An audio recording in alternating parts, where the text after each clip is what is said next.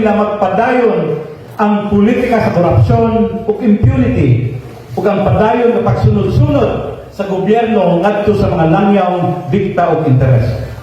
Nahadlok sila kanato. Nahadlok sila sa tingog sa katawhan.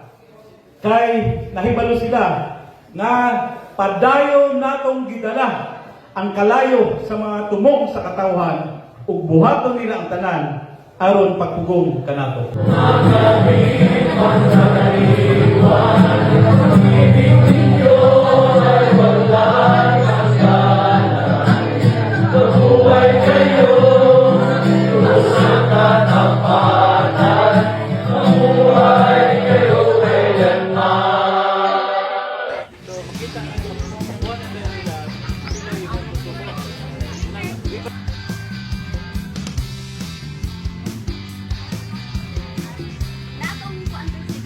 sa bayan na pag-istri ako ni Kalor.